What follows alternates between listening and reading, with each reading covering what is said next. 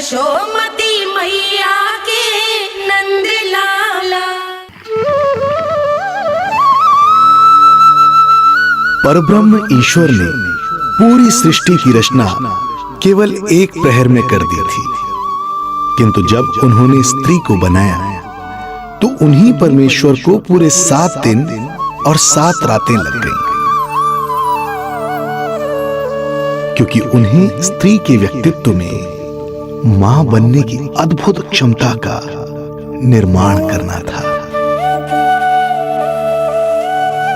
जो अपने तन को असहनीय पीड़ा देकर उसमें से एक नए जीव को जन्म देती है, जो अपने रक्त को दूध बनाकर अपनी संतान का पोषण करती है। वो एक मां ही होती है।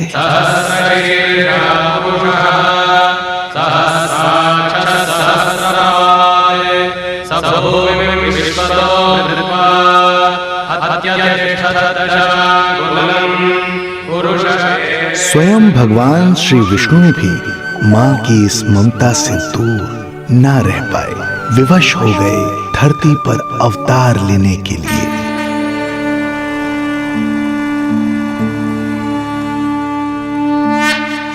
शांताकारं भुजगशयनं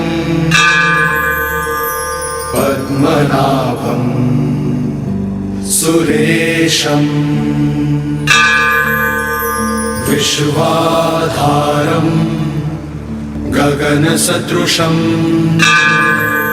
मेघवर्णं शुभांगं लक्ष्मीकान्तं कमलनयनं योगी वीरध्यानगम्यं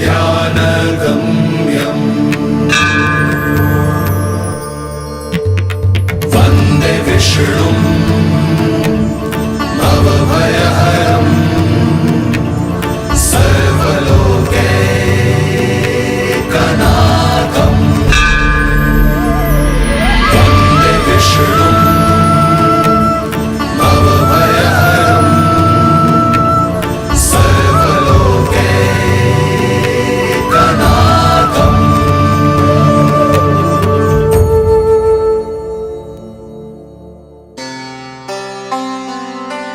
प्रणाम प्रभु।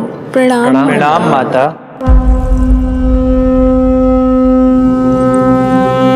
माता, प्रभु, दुष्कंस के अत्याचार दिन पर दिन बढ़ते ही जा रहे हैं। पृथ्वी की शांति नष्ट हो रही है प्रभु, और मैं देवराज इंद्र होकर भी कुछ नहीं कर पा रहा हूं। आपके प्रताप से मैं भूमि अनंत काल से समस्त विश्व का भार उठा रही हूँ, किंतु प्रभु अब दुष्टता इतनी बढ़ चुकी है कि मैं सहन नहीं कर पा रही हूँ। अब दया कीजिए प्रभु, इससे पहले कि मैं बुराई के इस असीम भार के नीचे दबकर ब्रह्मांड की अतल गहराइयों में खो जाऊं, मेरी सहायता कीजिए प्रभु। आंखें खोलिए प्रभु, आंखें खोलिए।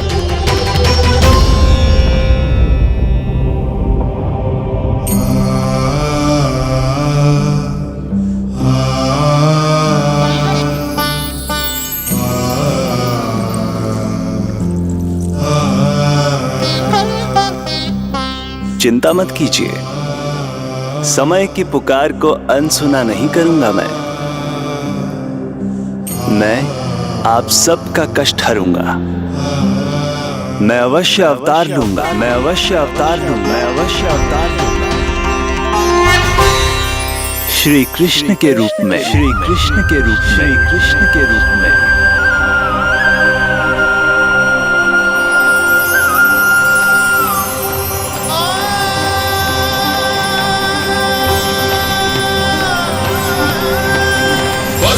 वसुदेवसुतं देवं कंसचाणूरमर्दनम्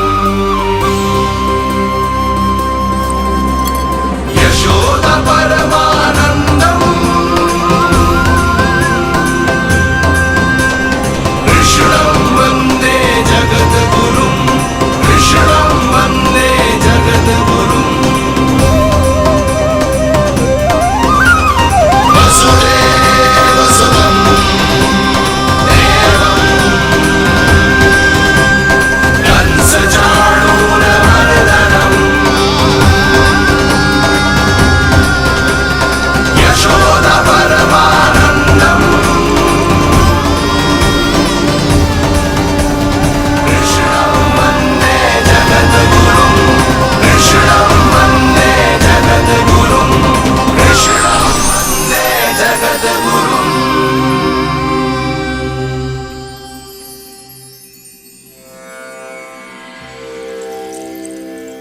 कंस का वध करूंगा, ऐसी परिस्थितियां उत्पन्न करूंगा जिनके कारण इस काल का सबसे बड़ा युद्ध होगा।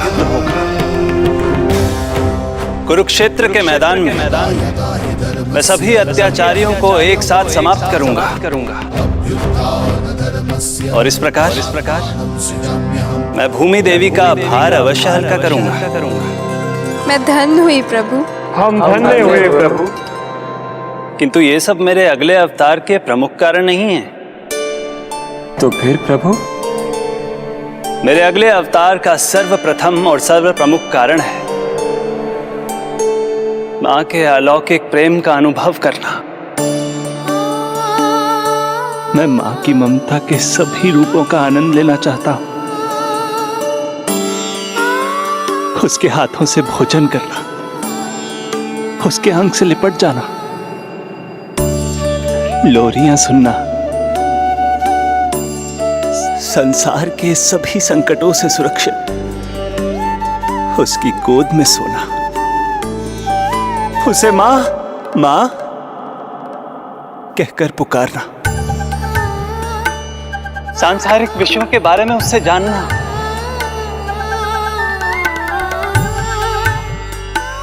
और फिर कोई शैतानी कर उसके आगे आगे भागना, उससे डांट खाना और फिर उसे मनाने के लिए क्षमा मांगना।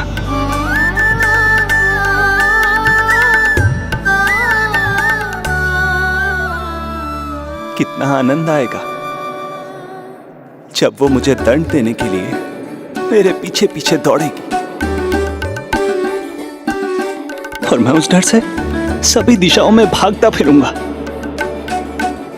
और फिर जब वो थककर हाँफते हाँफते रुक जाएगी तो मैं स्वयं उसके पास जाऊंगा,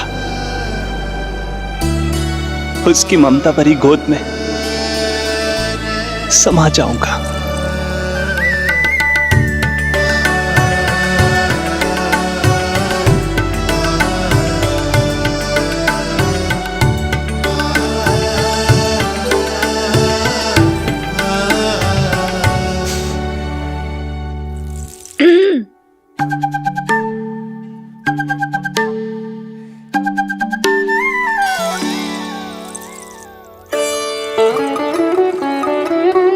प्रभु, एक प्रश्न है।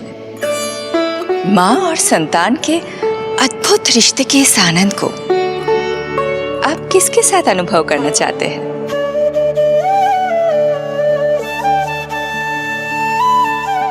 प्रभु, कौन है वो सौभाग्यशाली महिला जिन्हें आपने अपनी माँ के रूप में चुना है? वो महिला है यशोदा। यशोदा।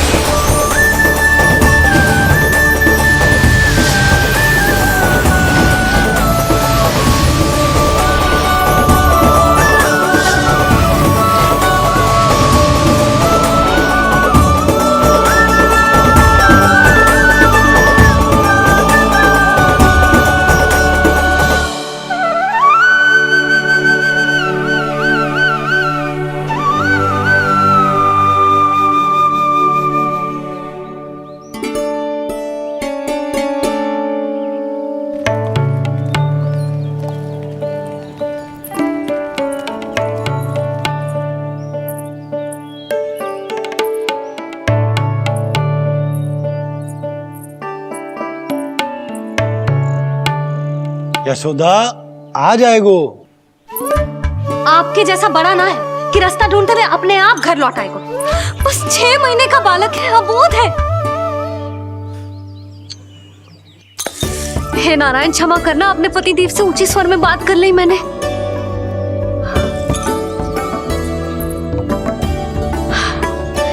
किसी को भी बुद्धि ना है पूरे गोकुल में कि नंद जी का बालक खो गयो है, सुबह सुबह घर से भाग गयो है। किसी को ना पड़ी है कि उसे ढूंढे लेकर आए।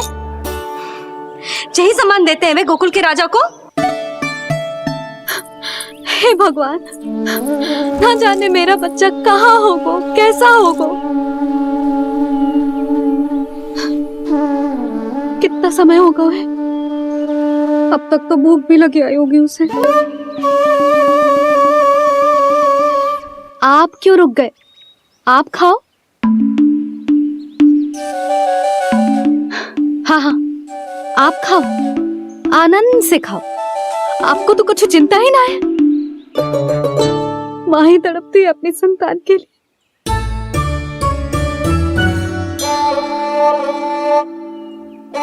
अब क्या खाली पेट काम पे जानो है?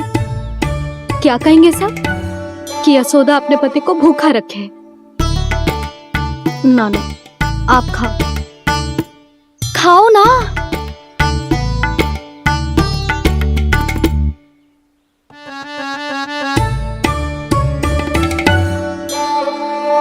गुड़ के लड्डू कितने पसंद है उसे, कब से बना के रखे हैं। यशोदा, तुम स्वयं क्यों नहीं जाकर ढूंढती उसे? लड्डू भी खिला दियो और घर वापस भी ले आई। जाओ, शीघ्र जाओ।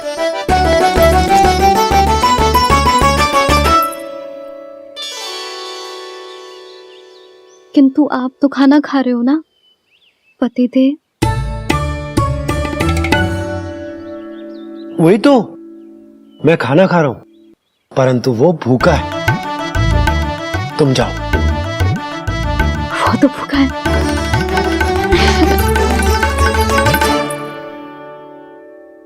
ये बनेगी श्री हरि के अगले अवतार की माँ।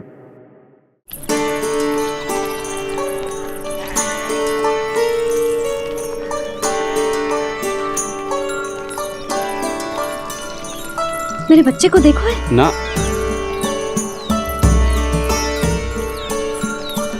काकी, मेरे बच्चे को देखो है। नहीं नहीं,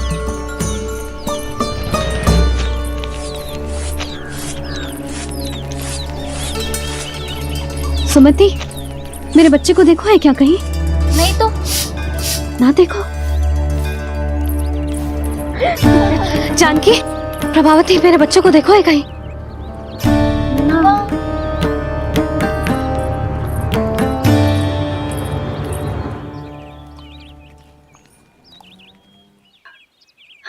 कहाँ है तू? देख, तेरी मैया कितनी चिंतित हो रही है, और तू है कि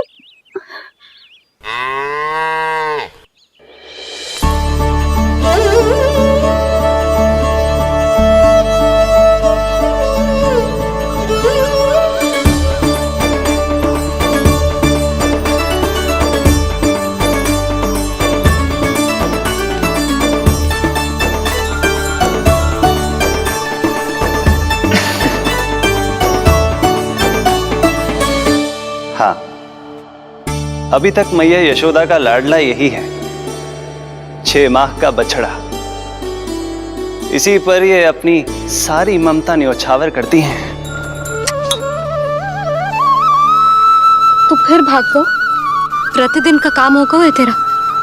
मैंने कही थी ना, मेरे बिना, अपनी मैया के बिना कहीं ना जानो है। ये संसार कितना भयानक है, कुछ मालूम है तुझे? दुष्ट भरे पड़े चारों ओर। वाह, दुनिया की अनोखी मैया और उसका अनोखा बालक, जो कि बालक है ही ना, गाय का बछड़ा है।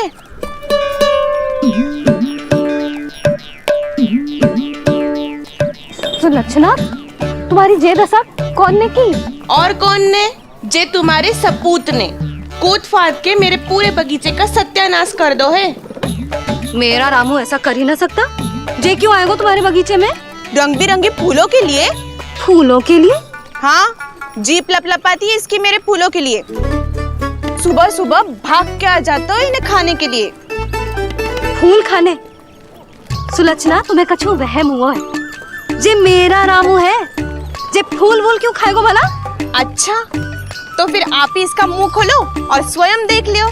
हाँ तो ठीक है, असत्य के पैर ना होते जो अभी सिद्ध हो जाए वो।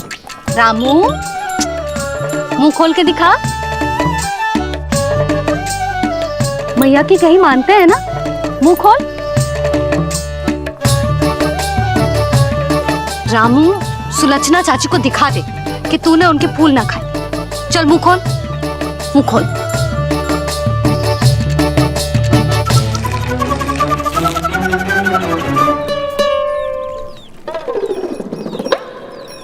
हाँ हाँ देख लो, इसने कुछ ना खाया है। हाँ हम चल रहे हैं। अरे पर मुझे भी तो देख लेने दो। सुलक्षणा, मैं नंद देव की पत्नी हूँ, तुम्हें क्या लगता है मैं असत्य बोलूंगी? ना ना जशोदा जी, लेकिन आप तो सिद्ध करने वाली थी ना। हो तो गए हो सिद्ध। चल रामू, देर हो रही। अरे अरे वैसे रामू जी बहुत बुरी बात है, नंद जी का बालक चोरी कर दो। छी, जो अपनी वस्तु ना है उसे छूते भी ना है, समझ आई? जे करूंगी सुलक्षणा के यहाँ भरी टोकरी बेसन के लड्डू भिजवा दूंगी, प्रसन्न हो जाएगी। ये तो बड़ी चतुर है प्रभु। हाँ प्रभु, और जीवट भी है इनमें। बस यही देखा आप सबने? क्या आपने एक मां की चिंता नहीं देखी? प्रत्येक मूल्य पर अपनी संतान की रक्षा करने का स्वभाव नहीं देखा? या फिर असत्य भाषण करने पर अपनी भूल सुधारने की व्यग्रता नहीं देखी? कोई बात नहीं, मैं बताता हूं यशोदा क्या है। यशोदा पवित्रता की प्रतिमूर्ति है, विश्वास का आधार सुरक्षा की भावना है, ममता का मूर्त रूप है वो, वात्सल्य की गंगा है, भावनाओं का बहता हुआ निर्झर है। यशोदा अपने आप में परिपूर्ण है। यशोदा मां है। प्रभु, मां यशोदा निश्चित ही अद्भुत है, जिनके यहाँ आप पुत्र बनकर जाना चाहते हैं, उन्हें तो असाधारण होना ही है। किंतु प्रभु, आपके दिए हुए वचन के अनुसार आपको देवी देवकी का पुत्र बनकर जाना है, तो फिर आप एक ही जन्म में दोनों माताओं के पुत्र कैसे बन सकते हैं? आपका प्रश्न उचित है इंद्रदेव। पूर्व काल में प्रजापति सुतप्पा और उनकी पत्नी प्रश्नी ने मेरी घोर तपस्या की थी। उनके आग्रह करने पर मैंने उन्हें वरदान दिया था कि जब वो देवकी और वसुदेव के रूप में पृथ्वी पर आएंगे, तब मैं उनका अष्टम पुत्र कृष्ण बनकर जन्म लूंगा। पर मैया यशोदा के वात्सल्य प्रेम ने मुझे दुविधा में डाल दिया, क्योंकि वो भी तो पिछले जन्म से ही है ना। पिछले जन्म से?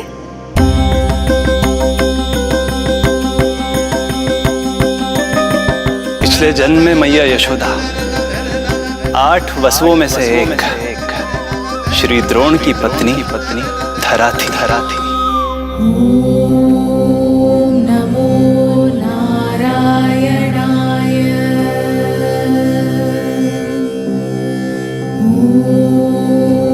नमो नारायणाय।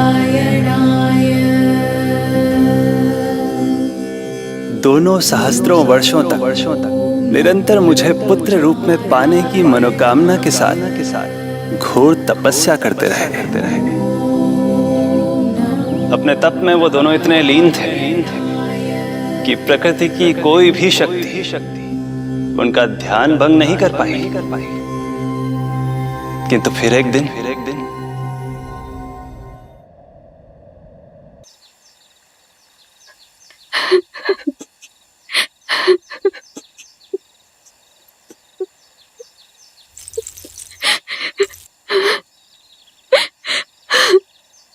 हमारे भक्ति में ऐसी क्या कमी रह गई प्रभु कि अभी तक आपके दर्शन का सौभाग्य नहीं मिला। अब तो सैकड़ों वर्ष बीत गए हैं आपका सुमिरन करते हुए।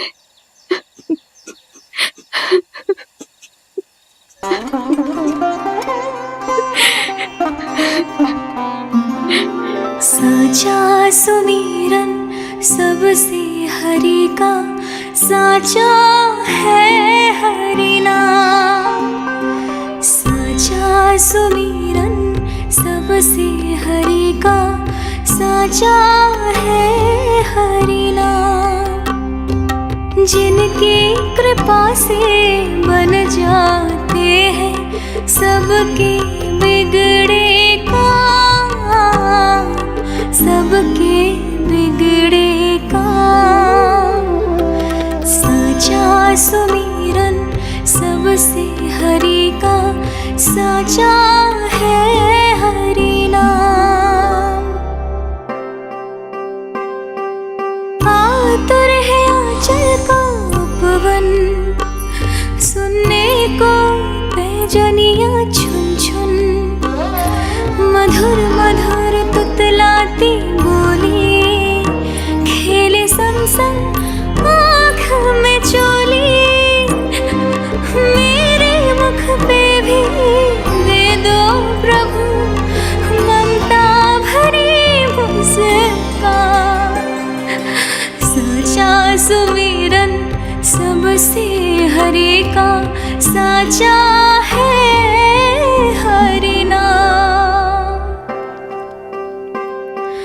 भक्त बिना भगवान है जैसे, माता बिन संतान के वैसे। हरि बिन मेरा जीवन सूना, भगवान लाज मेरी रख लो ना। भगवान लाज मेरी रख लो ना।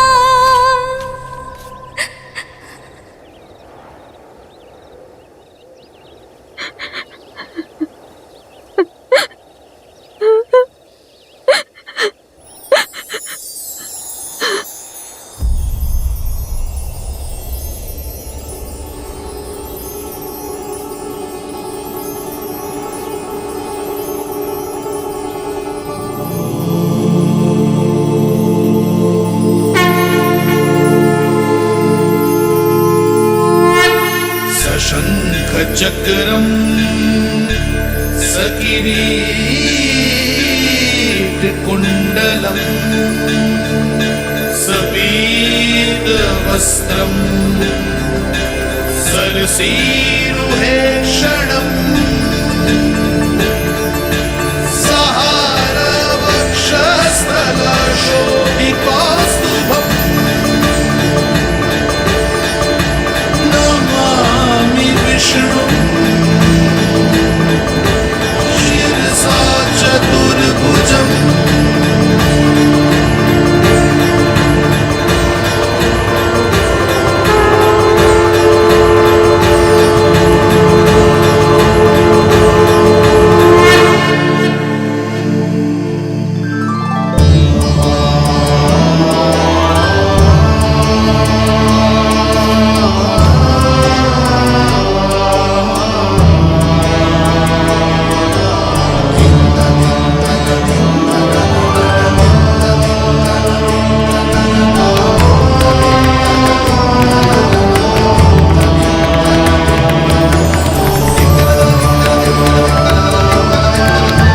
कहिए कहिए, क्या वरदान पाना चाहते हैं आप? प्रभु, हम आपकी सेवा करना चाहते हैं, परंतु भक्त की भांति नहीं, अभी तो माता पिता के समान। आपका एक पुत्र के रूप में पालन पोषण करें। आप हमें माँ पिता के भांति प्रेम दें और हम आप पर अपनी ममता न्योछावर कर सकें। बस इतनी ही इच्छा है प्रभु। आपकी इच्छा पूर्ण होगी।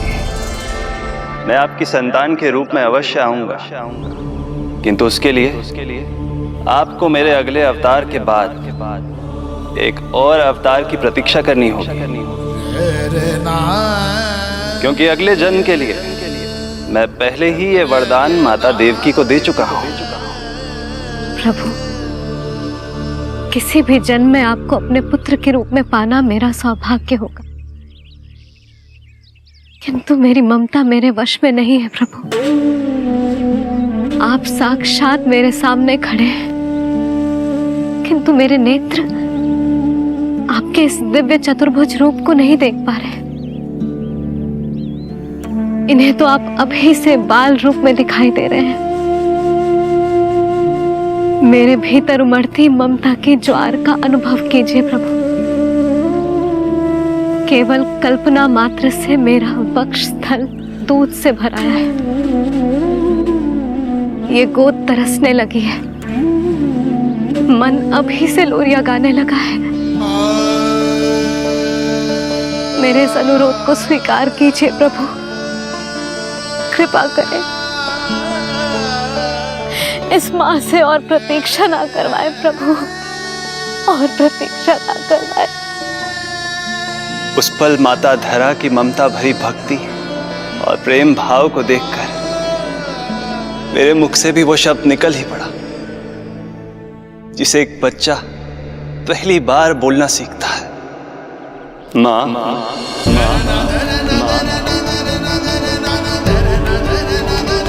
अब ये प्रतीक्षा केवल आपकी ही नहीं, मेरी भी होगी, मेरी भी होगी। मैं भी तरसूंगा आपका पुत्र बनने के लिए, इस समय मैं विवश हूँ, किंतु मैं आपको वचन देता हूँ, मैं आपकी संतान बनकर अवश्य आऊंगा, प्रभु,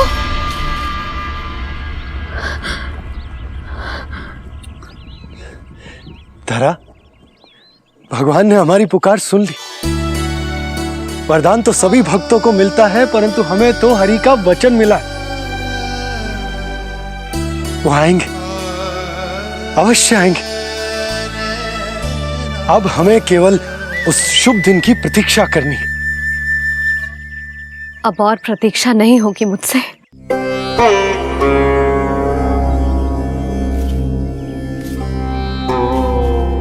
हमने सहस्त्रों वर्षों तक तपस्या की, ये समझ लो कि वो तपस्या अभी शेष नहीं। श्री हरि को अपने सामने देखकर मेरी व्याकुलता का बांध टूट गया है। 2 जन्म बहुत बड़ा समय होता है स्वामी। अपने पुत्र के रूप में हरि को गोद में खिलाने के लिए अब मैं और 2 जन्मों तक प्रतीक्षा नहीं कर सकती।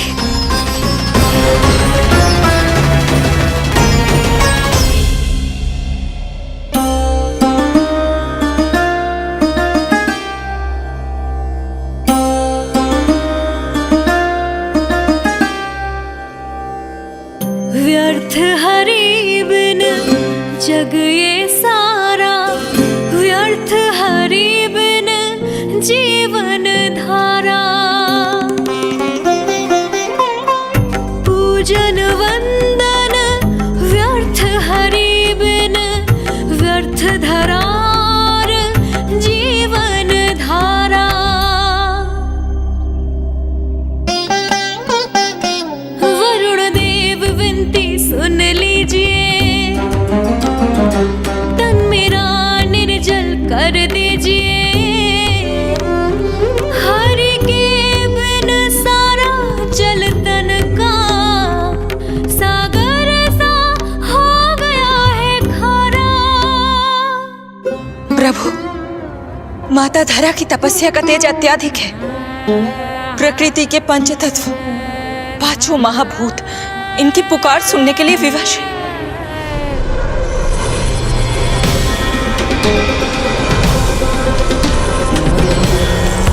धरा, प्रिय, ये क्या कर रही हो?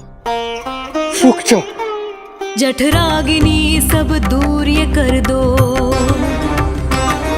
अग्नि देव मेरे ताप को हर लो। माता जो वंचित ममता से, जग में नहीं उसको कुछ प्यारा।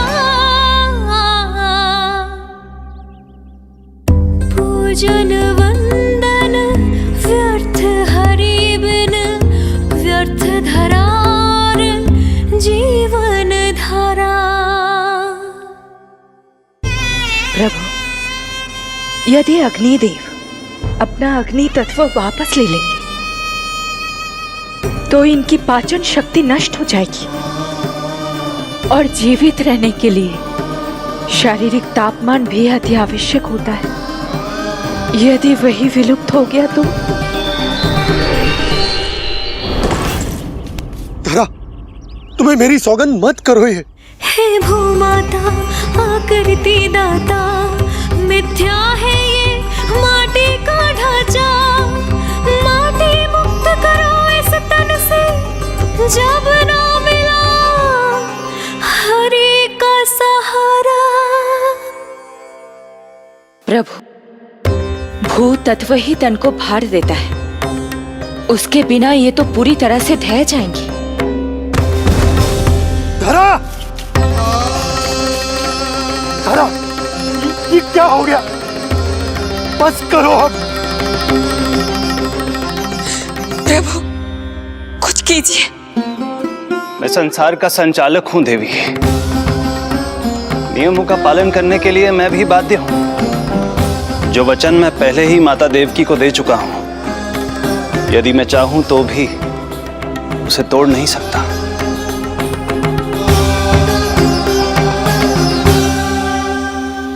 सुख लो आयु सब इस तन की, आस है जो ना शेष है मन की।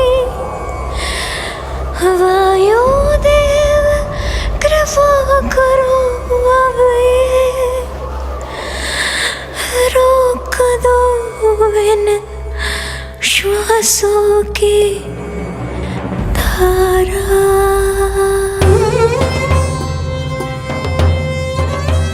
प्रभु, प्राण वायु के बिना प्राणों का बचना संभव नहीं।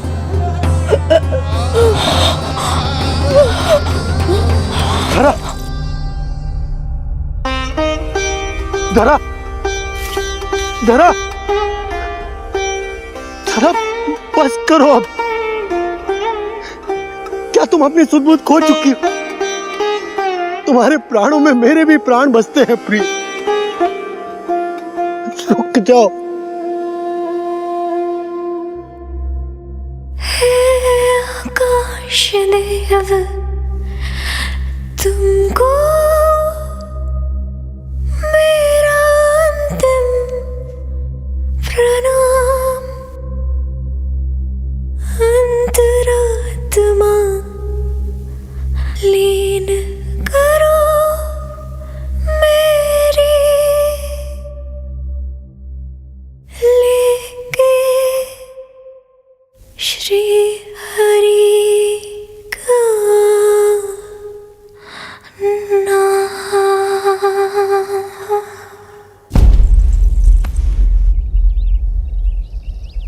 धरा, धरा, धरा, ये क्या कर लिया तुमने? धरा, कोई है, कोई है, सहायता कीजिए। धरा, जल। धरा, तुम चिंता मत करना, मैं यही हूं। मैं 2 क्षण में जल लेकर आता हूं।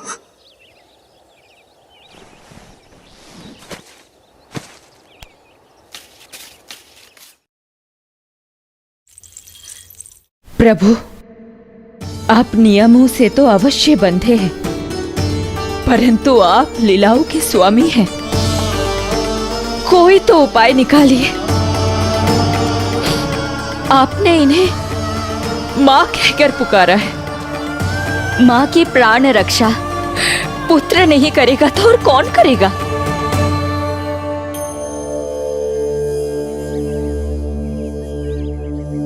प्रेम ना जिसकी सीमा कोई, ना कोई आया माँ की ममता के आगे विवश हुए भगवान,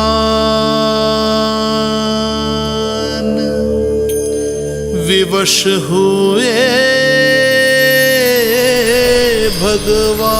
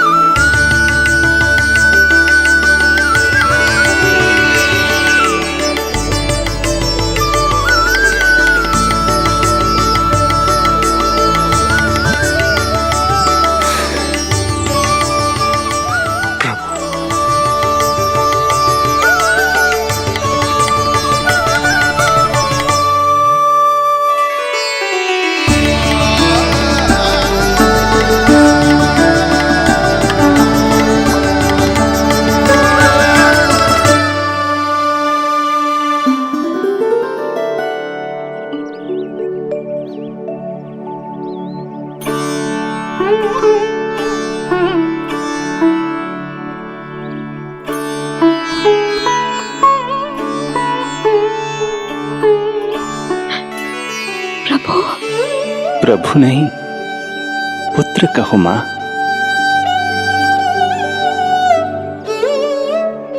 पुत्र, मेरा पुत्र, मेरा पुत्र।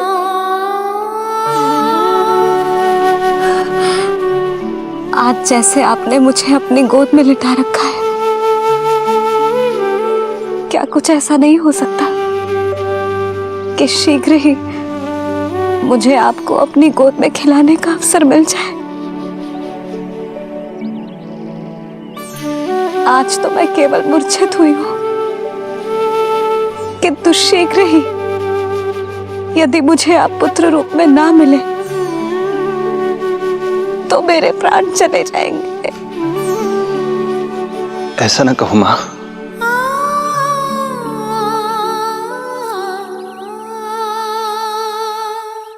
माता देवकी को मैं पहले ही वचन दे चुका हूं, इसलिए विधि के विधान के अनुसार मुझे उन्हीं का पुत्र बनकर जन्म लेना होगा।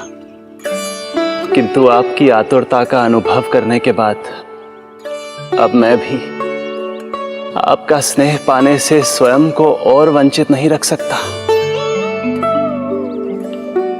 आपने वरदान मांगा था कि आप पुत्र की भांति मेरा पालन पोषण करना चाहती हैं, इसलिए यदि आप उचित समझे तो आप अगले जन्म में ही अपनी इच्छा पूर्ण कर सकती हैं। जिस आयु में संतान को अपनी मां की ममता के आंचल की आवश्यकता सबसे अधिक होती है, उस आयु में अर्थात अपने जन्म के प्रथम दिन से 10 वर्षों तक मैं आपके साथ रहूंगा। किंतु फिर मुझे अपनी जन्म देने वाली मां माता देवकी के पास लौटना होगा। ऐसा करने से मैं उन्हें दिया वचन भी निभा पाऊंगा और आपकी ममता का सौभाग्य भी प्राप्त कर पाऊंगा। यदि आपको स्वीकार हो तो। स्वीकार है, स्वीकार है प्रभु, सहर्ष स्वीकार है। एक माँ और पुत्र का नाता केवल उसके कोख से जन्म लेने से ही नहीं बनता, ये नाता तो ममता से बनता है। और मैं अपनी ममता आप पर न्यौछावर करने के लिए आतुर हूं। यशोमती मैया के नंद लाला, यशोमती मैया के नंद लाला, यशोमती मैया के नंद लाला, यशोमती मैया के नंद लाला। तो इस प्रकार परमपिता परमेश्वर श्री हरि विष्णु एक ही जन्म में दो दो माताओं का पुत्र बनने के लिए उत्साहित भी थे और भावुक भी। किंतु जगत माता श्री लक्ष्मी और अन्य सभी देवगण ये जानना चाहते थे कि श्री हरि ये अभूतपूर्व कार्य कैसे करेंगे। भगवान बोले, ये सब संभव होगा उसके कारण जो मेरे अगले जन्म की कथा का मुख्य पात्र है, कंस।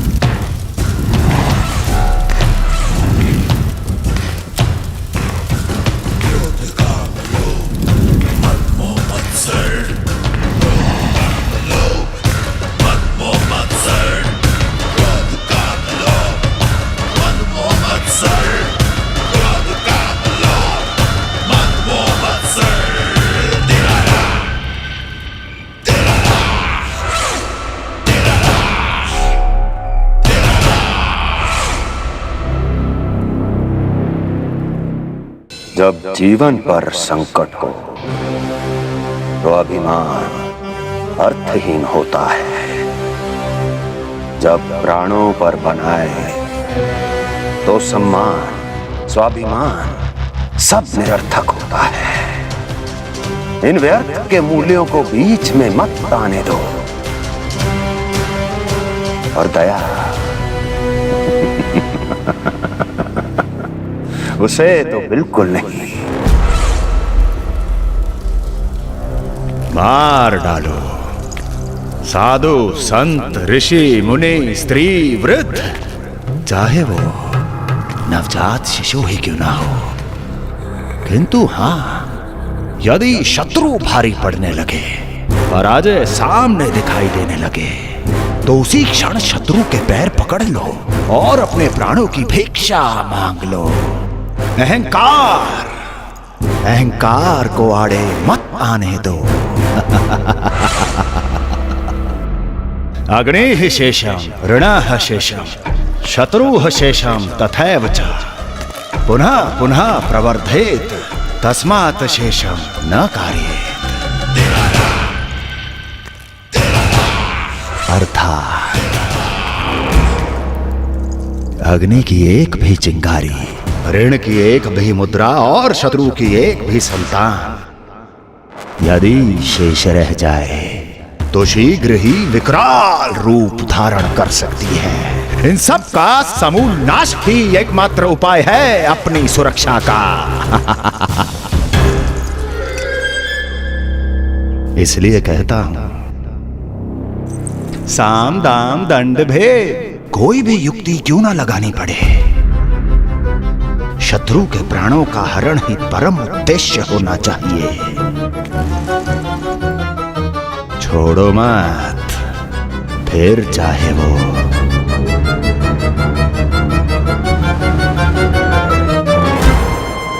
विष्णु ही क्यों ना हो।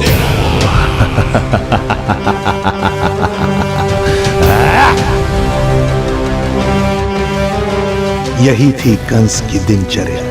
वो प्रतिदिन स्वयं को स्मरण कराता था कि स्वार्थ के लिए किसी भी सीमा को तोड़ने में कुछ अनुचित नहीं है। तभी तो राजगद्दी प्राप्त करने के लिए उसने अपने पिता महाराज उग्रसेन को भी नहीं छोड़ा था। पिताजी,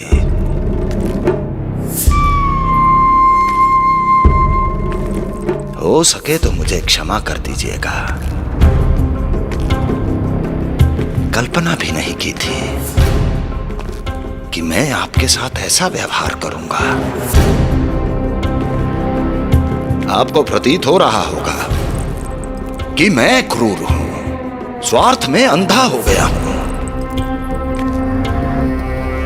किंतु मैं विवश हूं।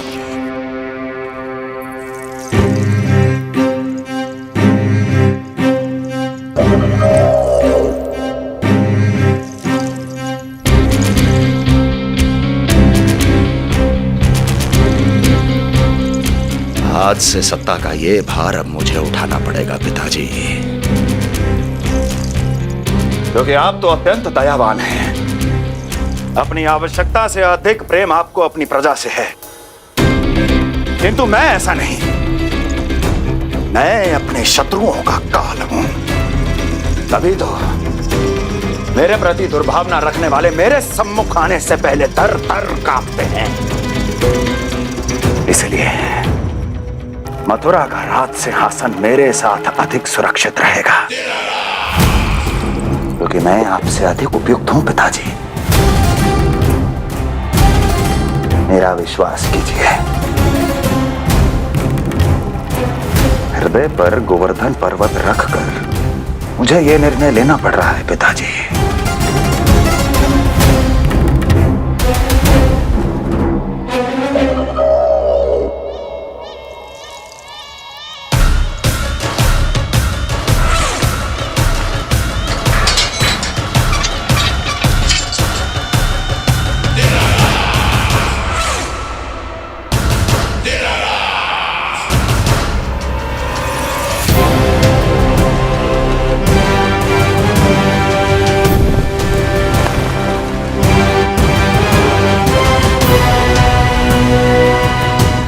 चाबी यमुना में फेंक देना।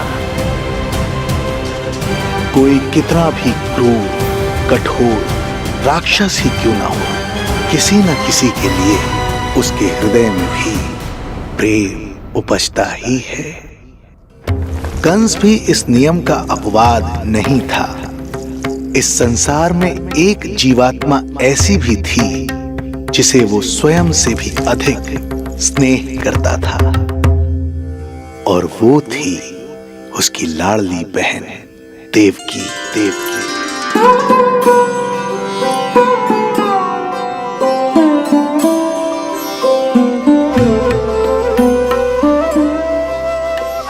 देवकी के लिए कंस एक राजा नहीं, मात्र भाई था, जो अपनी बहन की छोटी सी मुस्कुराहट के लिए आकाश पाताल एक कर सकता था। अत्यंत धूमधाम से उसने अपनी देवकी का विवाह यादवराज वसुदेव के साथ संपन्न करवाया। रुको, रुको।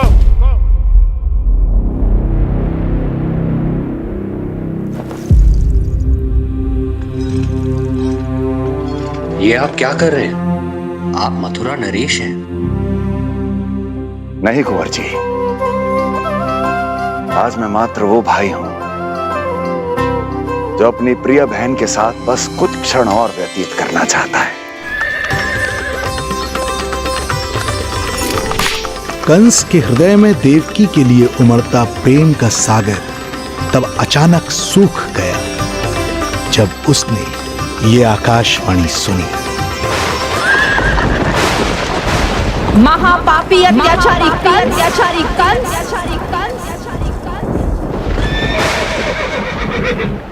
जिस देवकी को तू इतने प्रेम से ससुराल ले जा रहा है, वही तेरे अंत में सहायक होगी। तेरा काल तेरी प्रिय बहन के गर्भ से उसकी 8वीं संतान बनकर जन्म लेगा। और तेरा विनाश करेगा, विनाश करेगा, विनाश करेगा।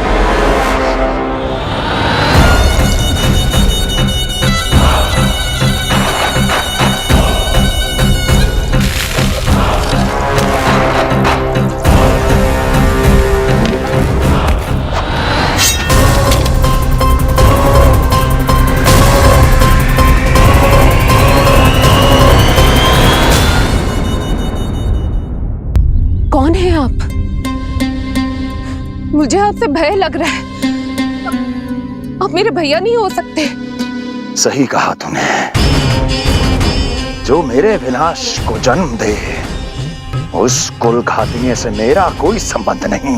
महाराज, रक्त के संबंध क्रोध की अग्नि में मत झुलसाइए। जिस बहन को आपने बचपन से आज तक इतना प्रेम दिया, क्या वो आपके विरुद्ध किसी षड्यंत्र में सहायक हो सकती है? भला हमारी संतान आपका विनाश क्यों करेगी? अपनी नवविवाहित बहन पर कृपा कीजिए महाराज। अपने पुरुषार्थ से आपने कितने असुरों को युद्ध में पराजित किया है। आज वो सब दरबारी बनकर आपकी सेवा करते हैं। हे महापराक्रमी कंस, यदि वो मायावी असुर आपको हानि नहीं पहुंचा पाए, तो ये आपकी बहन आपका क्या बिगाड़ सकती है? दया कीजिए महाराज, दया कीजिए। आप बीच में मत पड़िए कुंवर जी। सुना नहीं क्या? इसकी 8वीं संतान मेरा वध करेगी। जब मां ही नहीं बचेगी, तो 8वीं संतान के जन्म का तो प्रश्न ही नहीं उठता। यदि ऐसा है तो आप मुझे मार दीजिए। जब मैं ही जीवित नहीं रहूंगा, तो देवकी की संतान होने की संभावना ही समाप्त हो जाएगी। अपने बहनोई की हत्या का पाप मैं नहीं कर सकता। और बहन की हत्या का पाप कर सकते हैं? जिसे जीवन भर प्रेम दिया है, उसके प्राण लेने का अधिकार है मुझे। प्रिय भैया, यदि आपको इस विषय में इतना संदेह है, तो आप हमारी 8वीं संतान के प्राण ले लीजिएगा। बल्कि 8वीं संतान ही क्यों, उसका जन्म होने तक हमारी सभी संतानों का वध आप स्वयं अपने हाथों से कर लीजिए। स्वामी! हे मथुराधिपति, मेरी पत्नी को प्राण दान दे दीजिए।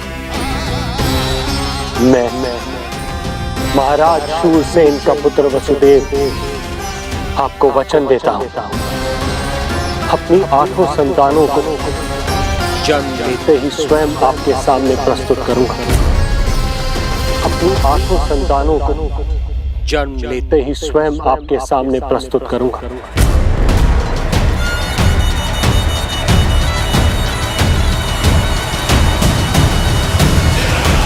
बधाई हो कुंवर जी। अपनी पत्नी के प्राण बचाने में आप सफल हुए, किंतु आपकी संतानें इतनी भाग्यशाली नहीं होंगी। वचन स्मरण रहे।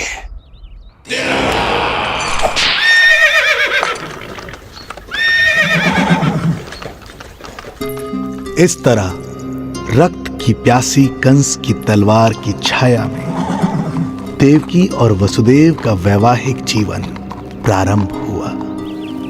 जब कंस की निर्ममता और वसुदेव के वचन का यह दुखद समाचार गोकुल पहुंचा, तो हे नारायण, अर्थात राजा वसुदेव यदि कंस के सामने गिड़गिड़ाते नहीं तो रानी देवकी के प्राण चले जाते। हाँ नंदराज, और अब वो दोनों कंस के महल में हैं, किंतु वो महल भी उनके लिए किसी बंदी गृह से कम नहीं है।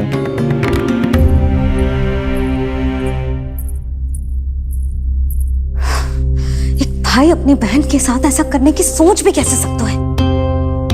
मेरा बस चले तो उस दुष्ट कंस को मटके में डाल के ऐसे घोंट के रख दूं, जैसे मलाई घोट के माखन निकाला जाता है।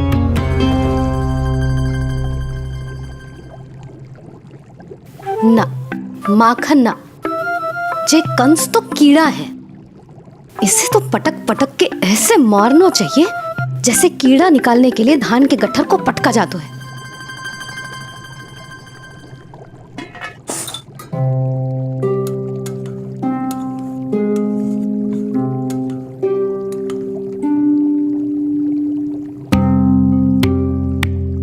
किंतु जब रोहिणी जिज्जी को पता चलेगा तो वो तो अपने आप को ही दोष देंगे, क्योंकि बालक ना होने के कारण उन्होंने ही वसुदेव जी को राजकुमारी देवकी के साथ दूसरा विवाह करने पर विवश किया था। हे ईश्वर, जिस सुख के लिए रोहिणी जिज्जी ने पत्नी जीवन का सबसे बड़ा त्याग किया था, जब उन्हें पता चलेगा कि वही सुख उस क्रूर कंस ने छीन के मटिया मेट कर दिया है, तो कितना कष्ट पहुंचेगा।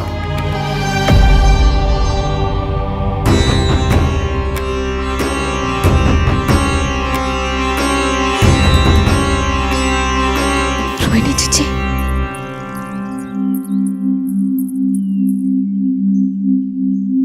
गोप नरेश, कृपया मुझे अपने भैया के पास ले चलिए।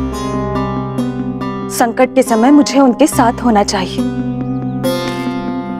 किंतु भाभी, पता चलो है वसुदेव भैया और देवकी भाभी कंस के महल में कड़े पहरे में रखे गए। पति पत्नी एक दूसरे का संबल होते हैं। कंस का पहरा कितना भी कष्टदायक क्यों ना हो, इस समय उन्हें और बहन देवकी को मेरी आवश्यकता है।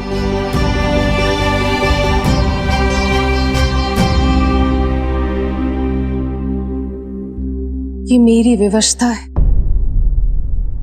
कि यादव कुलदीपक होकर भी आपको इस महल में बंदियों की तरह रहना पड़ रहा है, और मैं कुछ कर भी नहीं पा रही। काश आपने मुझसे विवाह ही ना किया होता। तो क्या मैं अपने भाग्य से भाग पाता देवकी? पूर्व जन्म के कर्मों के फल स्वरूप जो हमारी नियति में लिखा है वो तो हमें भोगना ही है।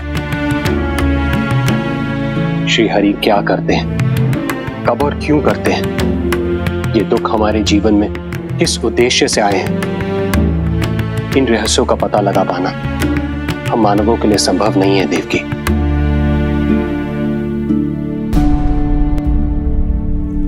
तो फिर चलिए यहां से भाग चलते हैं, कहीं ऐसे स्थान पर जहां भैया की छाया भी हम पर ना पड़ सके।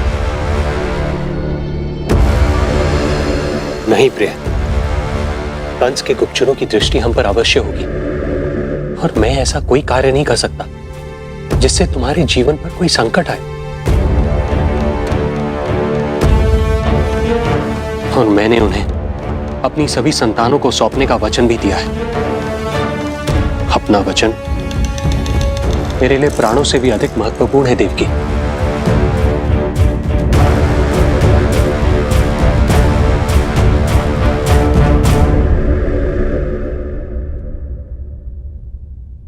राजन, राजकुमारी, गोकुल से रानी रोहिणी और गोपराज नंद पधारे हैं।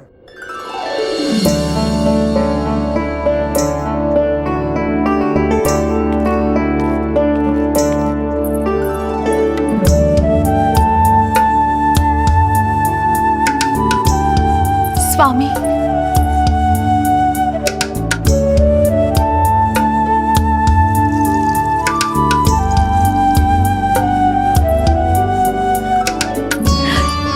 बहन, दीदी,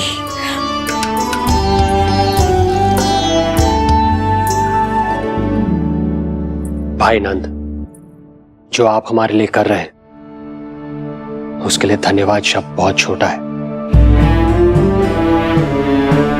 मैं अपने भाग्य को स्वीकार कर चुका हूं। यदि यही श्री नारायण की इच्छा है तो यही सही।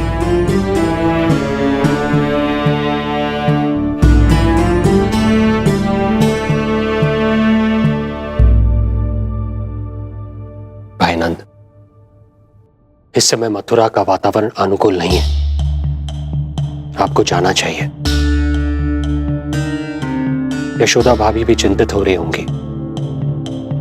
उनसे कहिएगा हम यहां सुरक्षित हैं अभी तक।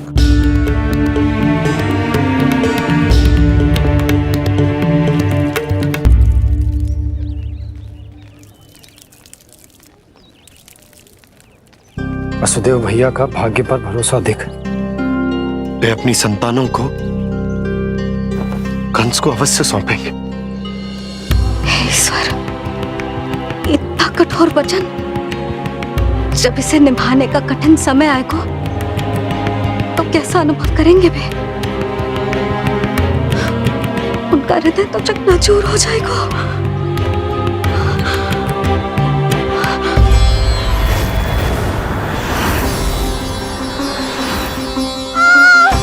सब्र से सब ठीक हो जाएगा।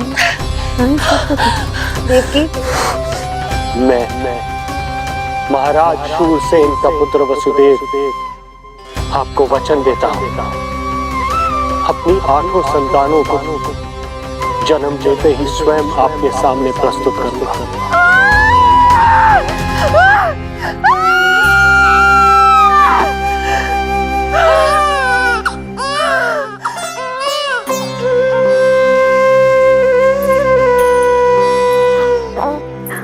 बधाई हो स्वामी, आपको पुत्र रत्न प्राप्त हुआ है।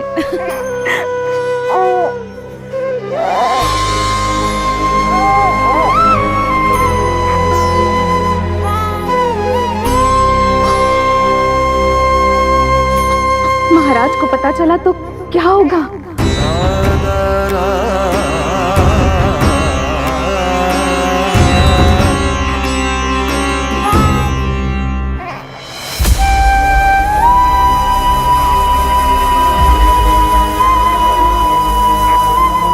अपने पुत्र को इन हाथों में थामना। कितने वर्षों से इस पल की प्रतीक्षा कर रहा था मैं, और आज जब यह पल आया है मेरी आंखों में दुख के आंसू हैं। एक पिता जब प्रथम बार अपनी संतान को गोद में उठाता है तो सबसे पहले यह सोचता है कि उसे क्या नाम दूं, उसका सुनहरा भविष्य कैसे सुनिश्चित करे। किंतु मैं वो भाग्यहीन पिता हूं जो अपने पुत्र का भविष्य मृत्यु के अंधकार में डुबोने जा रहा है। मैं इसे नाम देकर क्या करूंगा?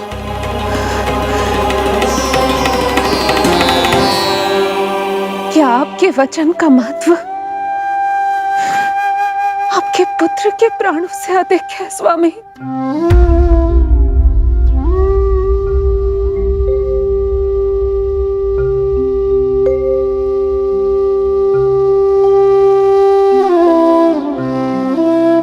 श्री नारायण का दूसरा नाम सत्य होता है देवकी। तुम ही कहो, मैं श्री नारायण से विमुख कैसे हो जाऊं? मुझे अपना वचन निभाना ही होगा। हृदय के टुकड़े टुकड़े क्यों ना हो जाए, मुझे इसे कंस तक ले जाना ही होगा।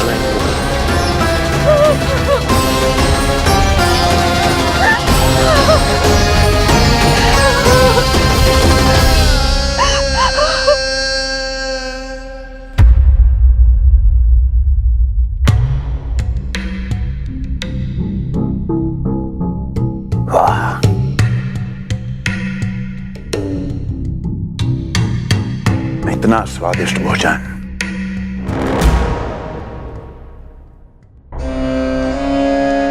किसी विशेष इच्छा की पूर्ति के लिए मुझे सम्मोहित तो नहीं करना चाहती? मुझे पति के रूप में प्राप्त कर तो चुकी हो, अब प्राप्त करने को क्या क्या बचा है प्राप्ति? मैं प्राप्ति नहीं, अस्थि हूं स्वामी। प्राप्ति तो छुई मुई बनकर वहां खड़ी है। आप सदैव अपने विषय में ही सोचते हैं, कभी मेरे ओर भी निहारा कीजिए, तभी तो मेरा नाम सही से स्मरण होगा आपको। मैं अपने विषय में ही सोचता हूं, तभी तो दसों दिशाओं में मेरे नाम का डंका बजता है, मेरे साम्राज्य का विस्तार होता है, तभी तो मेरा अस्तित्व है। अस्थि स्मरण रहे, तुम हो क्योंकि मैं हूं।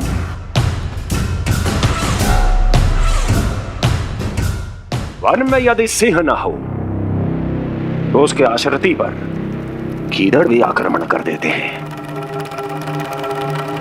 सिंह कभी अपने शत्रु को एक क्षण भी जीवित नहीं छोड़ता महाराज।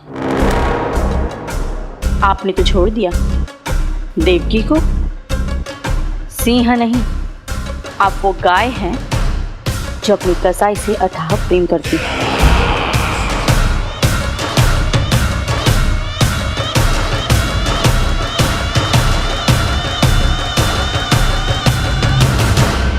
सभी संतानों को जन्म लेते ही मेरे पास लेकर आएगा, ये वचन दिया है वसुदेव ने मुझे। तो फिर आया क्यों नहीं महाराज? प्रथम शिशु का जन्म तो हो चुका है।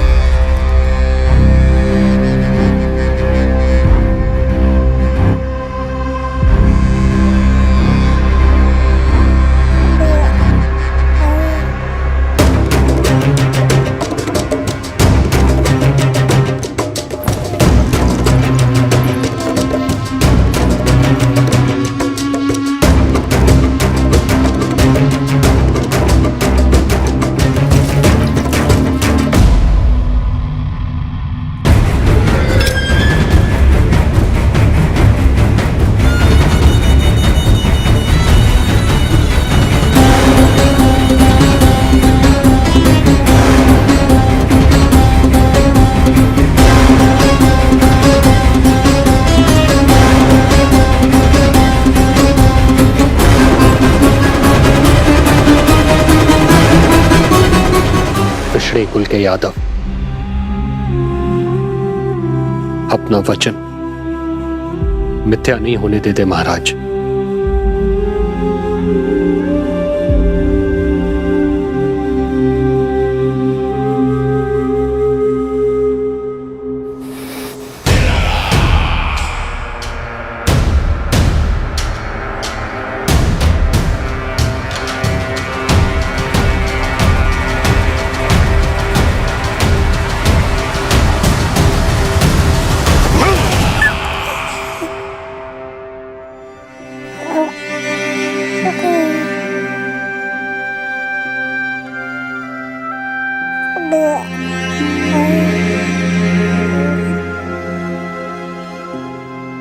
ये देवकी का पुत्र है, मेरी बहन जो मुझे प्रिय हुआ करती थी, उसका प्रथम पुत्र है ये, मेरा प्रथम भांजा।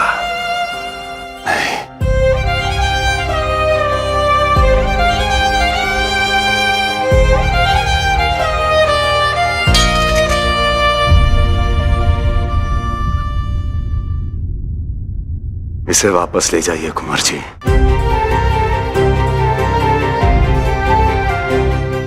देवकी की प्रथम संतान से मुझे कोई संकट नहीं।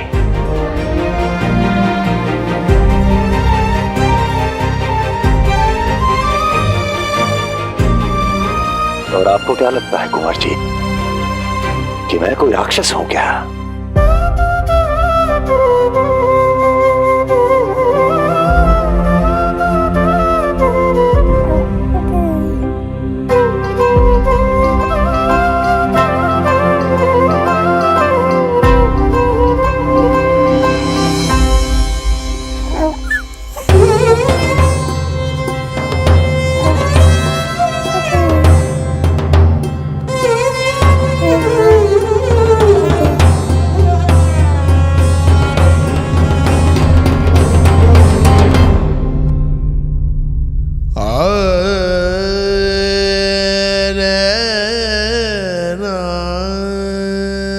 तो उसे अपनी गोद में भी नहीं उठा पाई थी दीदी।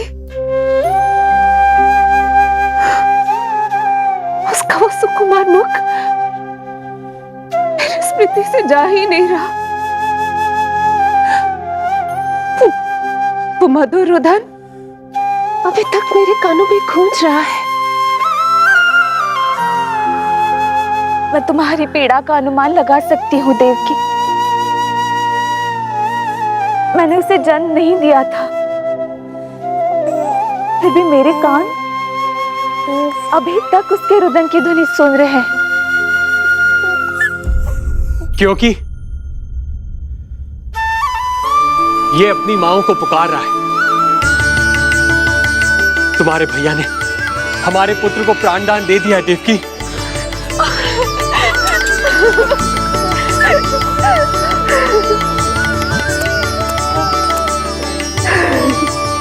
स्वामी, अब अपने पुत्र का नामकरण कीजिए।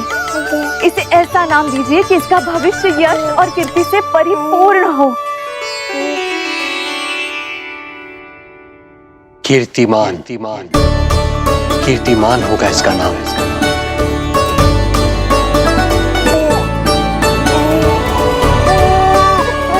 कीर्तिमान।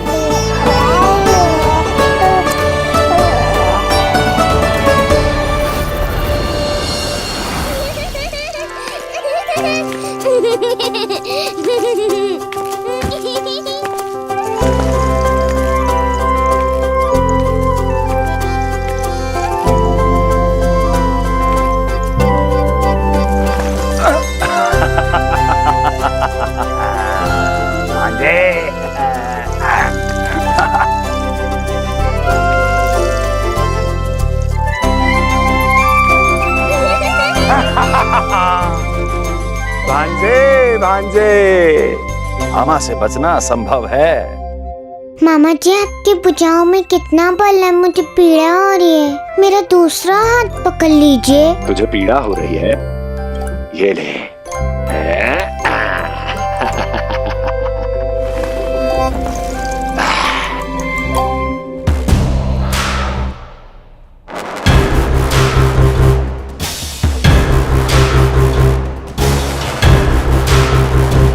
नारायण नारायण। मामा जी मूर्ख बन गए, मामा जी मूर्ख बन गए, मामा जी मूर्ख बन गए। इतना दुस्साहस! जा खेल। अब मामा जो है देवर्षि के साथ मंत्रणा करेंगे। जा खेल। क्योंकि अत्यंत महत्वपूर्ण ना हो तो देवर्षि हमारे द्वार पर आने का कष्ट नहीं उठाएंगे। कहिए देवर्षि, कैसे आना हुआ? मैं तो बस आपको ये अद्भुत कमल पुष्प भेंट करने आया था महाराज। इसे देखते ही मुझे आपका स्मरण हुआ था। मानो ये मुझे पुकार कर कह रहा हो, मुझे महाराज कंस के पास ले चलिए। इसमें तो कुछ भी विशेष नहीं है देवर्षि। इसमें 8 पंखुड़ियां हैं महाराज, और 8वीं पंखुड़ी सबसे विशेष है। यदि विश्वास न हो तो आप स्वयं गिनकर देख लीजिए। आप मेरा उपहास कर रहे हैं देवर्षि। आप गिनिए तो सही महाराज। 1 2 3 4 5 6 7 8। क्या आप निश्चित रूप से कह सकते हैं कि यही 8वीं पंखुड़ी है? विचार कीजिए महाराज। क्या आप बिना किसी शंका के कह सकते हैं कि कौन सी पंखुड़ी पहली है और कौन सी 8वीं? क्या आप पूर्ण विश्वास के साथ कह सकते हैं कि कौन प्रथम है और कौन अंतिम? फिर चाहे वो पंखुड़ी हो या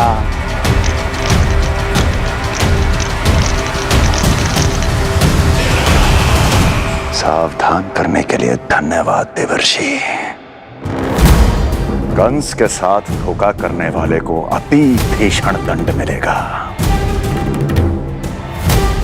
भविष्य में ऐसी कल्पना मात्र से ही मेरे शत्रु भय से कांप उठेंगे। मथुरा नरेश, मैं तो मात्र पंखुड़ियों की बात कर रहा था।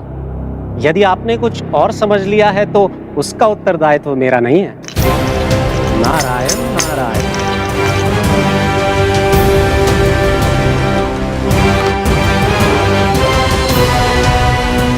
विचार कीजिए महाराज, क्या आप बिना किसी शंका के कह सकते हैं कि कौन सी पंखुड़ी पहली है और कौन सी 8वीं? क्या आप पूर्ण विश्वास के साथ कह सकते हैं कि कौन प्रथम है और कौन अंतिम? फिर चाहे वो पंखुड़ी हो या... मामा जी मूर्ख बन गए, मामा जी मूर्ख बन गए, मामा जी मूर्ख बन गए, मामा जी मूर्ख बन गए।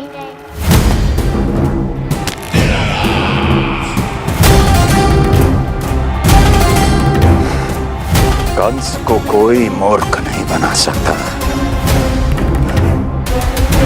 कीर्तिमान। जी मामा जी। क्रोध काम लोभ मद मोह मत्सर, क्रोध काम लोभ मद मोह मत्सर, क्रोध काम लोभ। मामा जी मुझे दर्द हो रहा है।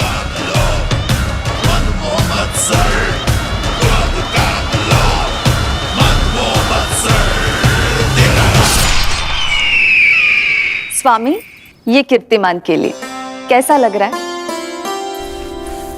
ये लीजिए स्वामी।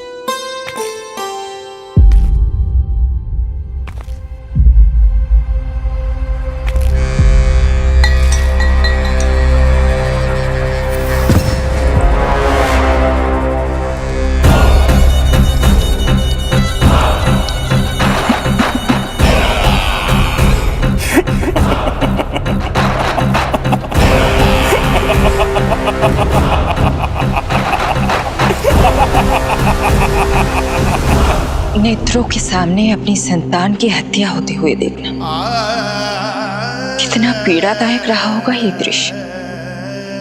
किंतु प्रभु, यदि देवर्षि नारद कंस के हृदय में संदेह का बीज न बोते तो कंस ऐसा कभी नहीं करता। तो फिर उसे उकसाए क्यों देवर्षि ने? आप भूल गए देवराज, समस्त संसार में जो भी होता है मेरी इच्छा अनुसार ही होता है। यही प्रश्न नारद ने भी मुझसे पूछा था।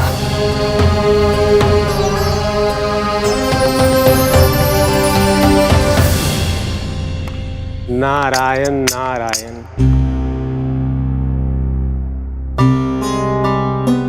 छोटे से बालक की इतनी निर्मम हत्या और माध्यम बना मैं। प्रभु, ये कैसी लीला है आपकी? अभी तो देवकी की 5 और संतानों की हत्या होना शेष है नारद। अब से कंस शिशुओं के जन्म लेते ही उनकी हत्या कर देगा। यदि जन्म के तुरंत बाद ही मृत्यु होनी है तो जन्म का लाभ ही क्या है प्रभु? यही विधि का विधान है नारद। कीर्तिमान और शेष 5 बच्चे श्रापग्रस्त हैं। जन्म के कर्मों के अनुसार अल्पायु होना उनकी नियति है। उनकी मृत्यु के बाद ही शेषनाग के अंश के रूप में बलराम और मेरे अंश के रूप में श्री कृष्ण का अवतार संभव होगा। नारायण नारायण।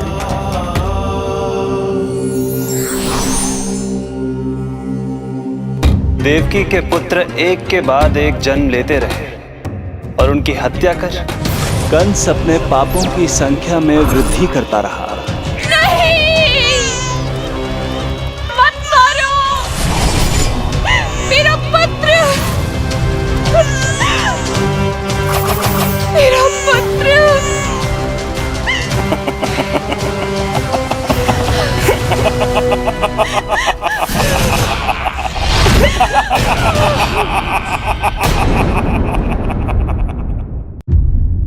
अब उसकी क्रूरता की कथा ऐसे मोड़ पर आ पहुंची जहां से वापसी असंभव है,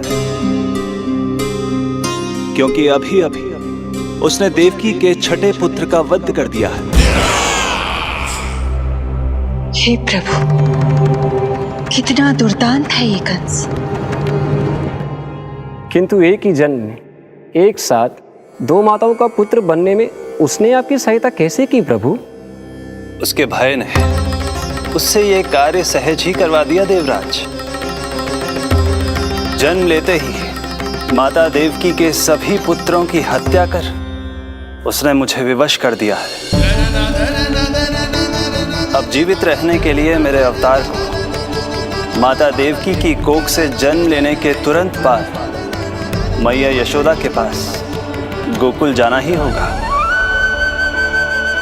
और इस प्रकार कंस के कारण एक ही जन्म में दो माताओं का पुत्र बनने का आपका वचन सत्य सिद्ध होगा। आपकी लीला अपरंपार है प्रभु। आप सब अब निश्चिंत होकर जाइए। मेरे अवतार के जन्म होने की घड़ी अब निकट ही है। हम धन्य हुए प्रभु। हम धन्य हुए प्रभु।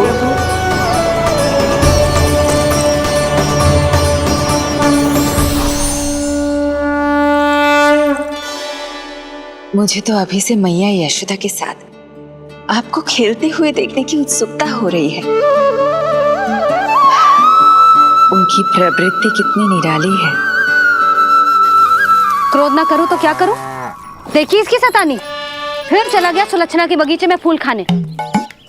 और आपको तो पता है ना सुलक्षणा का, इतनी सी त्रुटि हो जाए पूरे गांव में बखान करने में कोई कमी ना रखती। और जे की अरे जब ग्वालिनों को पता चलेगा तो क्या कहेंगी? यही ना कि जसोदा अपने बच्चे को खाना ना देती, भूखा रखे है। सुनो जी, मैं तो कहती हूँ अब ब्याह करा देते इसका। अब वो ही ध्यान रखेगी इसका। केवल पत्नी सुधार सकती है तुझे। तुम इसके बारे में बात कर रही हो कि मेरे बारे में? नहीं, वैसे सारे गोकुल वाले यही कहते हैं कि हमारे घर पर तुम्हारा ही राज चलता है। हे नारायण, ये परिहास की बात है क्या? मैं इतना दबा के रखती हूँ क्या आपको? यशोदा, हास की बात थी। रामू के कारण मुंह से निकल गई। तुझसे तो मैं बात ही ना करूंगी। कर अपने मन की।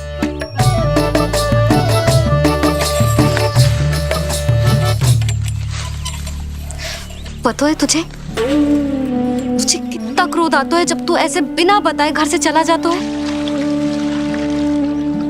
प्रेम है जे मेरा, चिंता है मेरी। तुझे कुछ हो जाए तो अपना लल्ला माना है तुझे।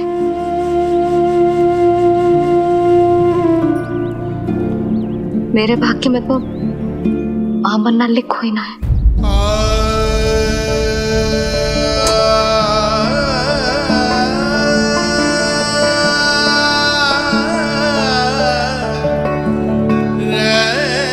यशोदा,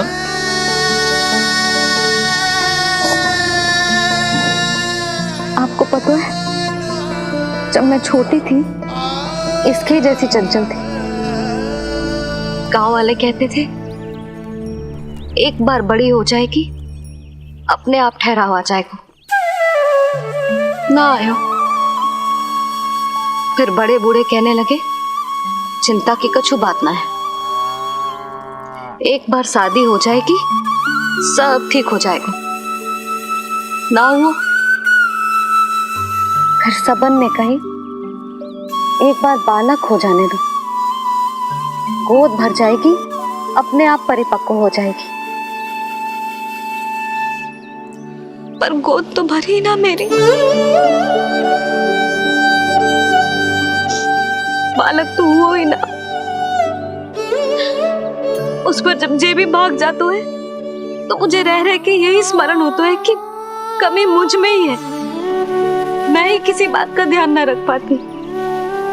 संभव है यही कारण से नारायण ने बालक ना दियो मुझे। यदि देते तो बहुत बुरी मैया बनती मैं। यशोदा, क्या होगा तुम्हें? कहाँ की बात कहाँ लेकर जा रही हो तुम?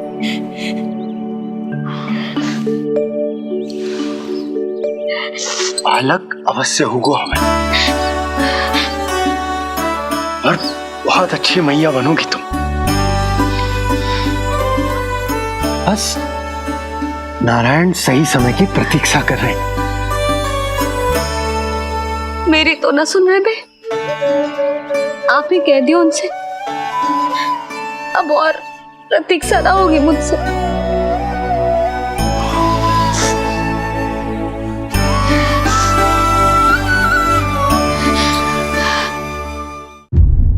प्रतीक्षा तो अब मुझसे भी नहीं हो रही मैया। तो फिर मैया की इच्छा पूरी कीजिए प्रभु। जिस क्षण की प्रतीक्षा मुझे इतने वर्षों से थी, बस अब वो निकट है। किंतु प्रभु, आपको तो माता देवकी का 8वां पुत्र बनकर जन्म लेना है, तो फिर 7वां पुत्र? धीरज रखिए, धीरज।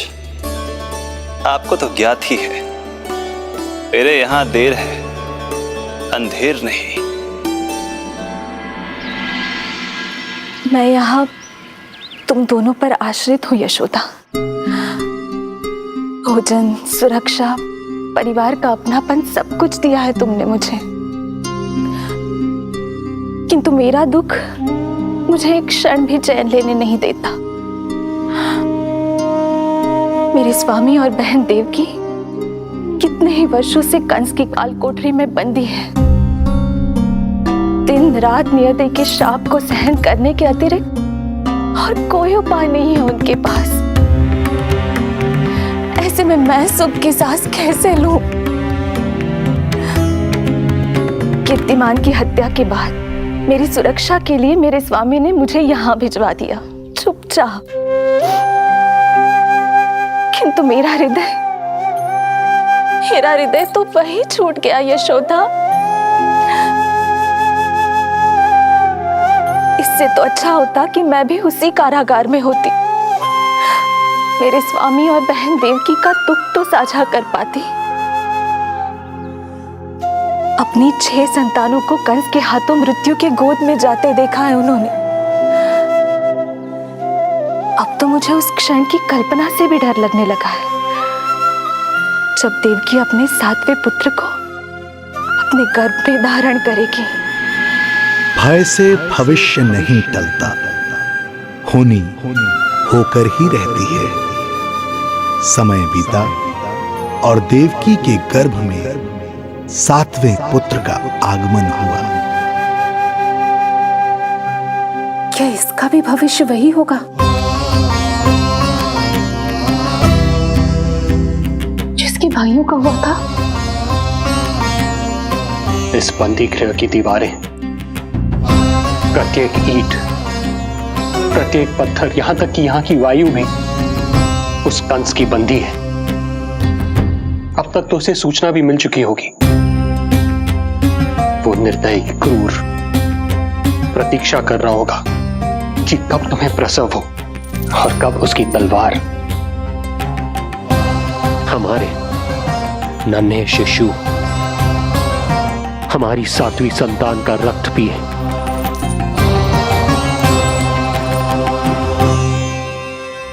दुर्जन, तुम देवकी की कालकोठरी के बाहर स्वयं उपस्थित रहोगे, प्रत्येक पल 8वां प्रहर। जैसे ही शिशु पहली श्वास ले, तुम मुझे सूचित करोगे। अवश्य महाराज, आज्ञा दें।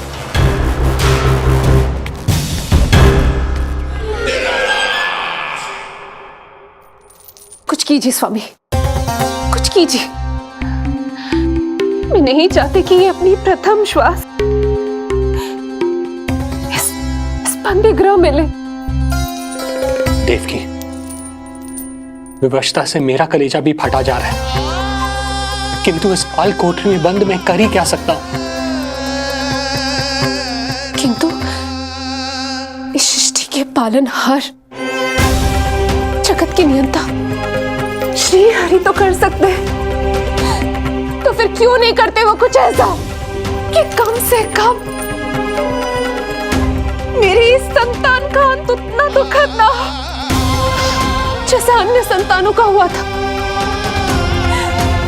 क्यों नहीं करते वो कुछ? हरे क्यों नहीं करते? बताइए ना स्वामी, क्यों नहीं करते वो? क्यों नहीं करते?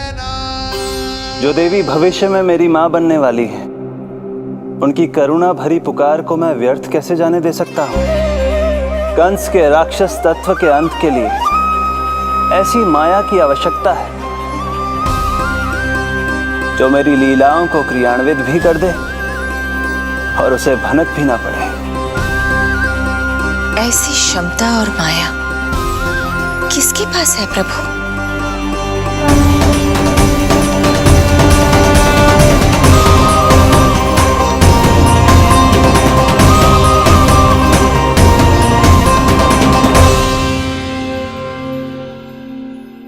ॐ नमो आकर्षिणी ज्वालामालिनी ॐ नमो भगवती क्लेशनाशिनी ॐ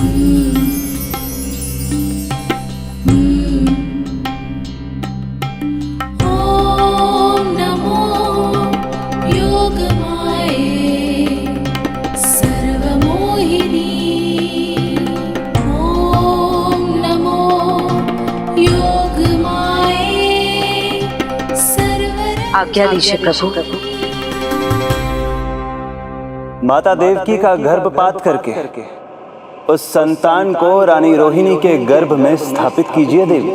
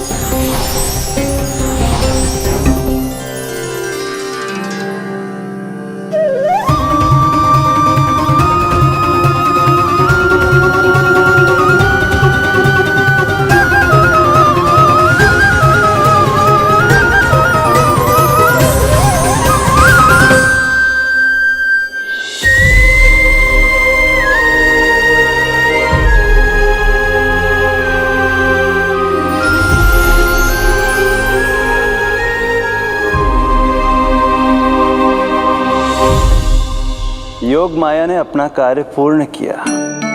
सुबह सूर्य की रश्मियां देवी रोहिणी को ऐसा संदेश सुनाएंगी जिसे सुनकर वो प्रसन्नता से झूम उठेंगी।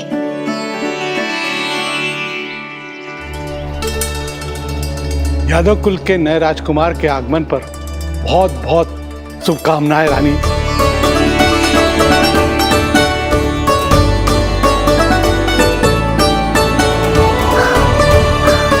यशोदा, मैं माँ बनने वाली हूँ। यशोदा, सुना तुमने? चिच्ची, मैं माँ बनने वाली हूँ। मैं माँ बनने वाली हूँ यशोदा, मैं अरे संभाल के जीजी चिकार कर रही हो। बधाई हो जीजी, बधाई हो, बहुत बहुत बधाई हो।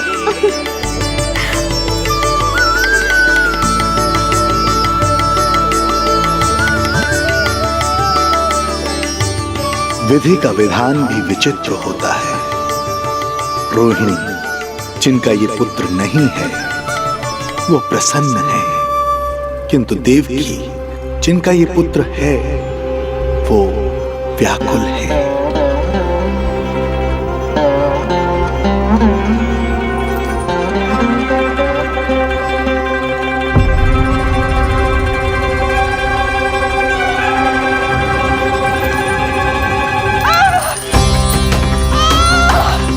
क्या हुआ देवकी?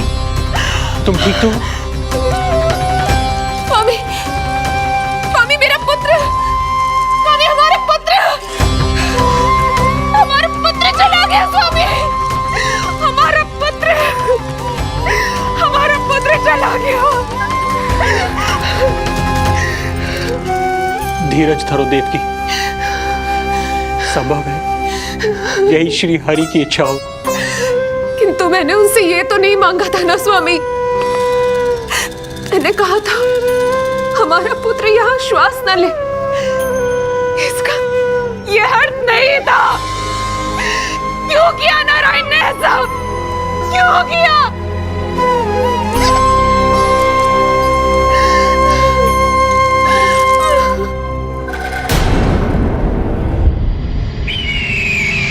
तो ये सत्य है महाराज, राजकुमारी देवकी का गर्भपात हो गया है। बच गया वो शिशु। किंतु यदि मेरे हाथों उसकी मृत्यु होती तो अधिक कष्ट होता उसे। सुख में समय पंख लगाकर उड़ता है। शीघ्र ही रोहिणी के प्रसव का दिन आ पहुंचा और उसने एक स्वस्थ और सुंदर बालक को जन्म दिया।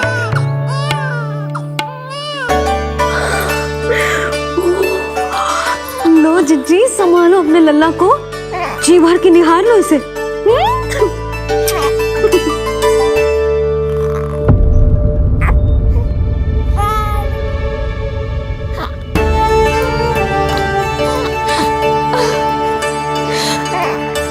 मेरा पुत्र राजकुमार।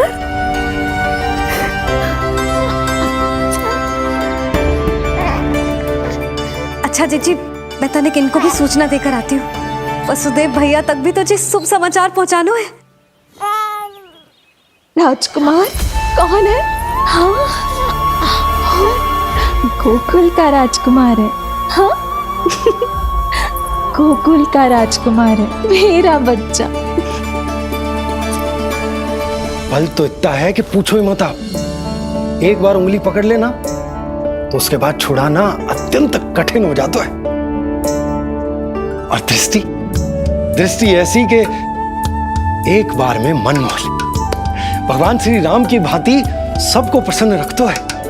बस तो फिर उसका नाम बल राम रखना। तो फिर उसका नाम बल राम रखना। देवकी, बधाई हो, तुम छोटी मां बन गई।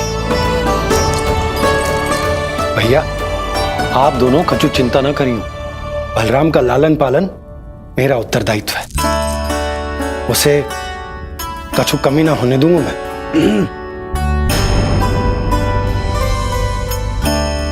मुझे चलना चाहिए। कितने वर्षों बाद तुम्हारे कारण शुभ समाचार मिला है हमें। श्री नारायण हमेशा तुम पर कृपा बनाए रखे।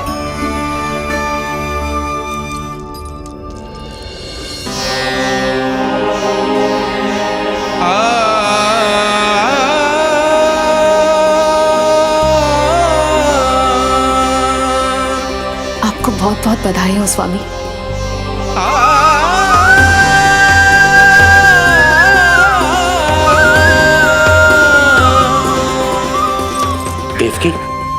क्या हुआ?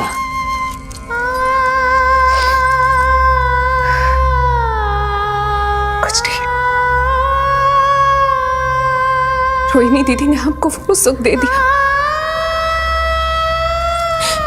जो मैं कभी ना दे सकी।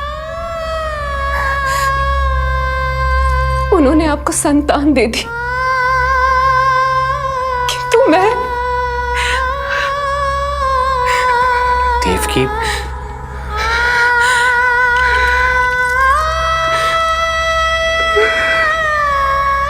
इस समय जो व्यथा माता देवकी की है वही पीड़ा माता यशोदा की भी है। माता देवकी की ममता अपनी सभी संतानों को खोने की वेदना से त्रस्त है, तो माता यशोदा की ममता संतान ना होने के संताप में झुलस रही है। सत्य कहा देवी, मुझे आभास हो रहा है मैया यशोदा का हृदय मुझे अपनी गोद में खिलाने के लिए कितना व्याकुल है। सच्ची श्रीहरि, सच्ची में प्रसन्न हूं मैं कि आपके आशीर्वाद से रोहिणी जी को इतना प्यारा लल्ला हुआ है। पर मुझसे क्या त्रुटि हुई नारायण? मुझे क्यों न दियो आपने लल्ला? मुझसे क्या त्रुटि हुई नारायण? मुझे क्यों न दियो आपने लल्ला?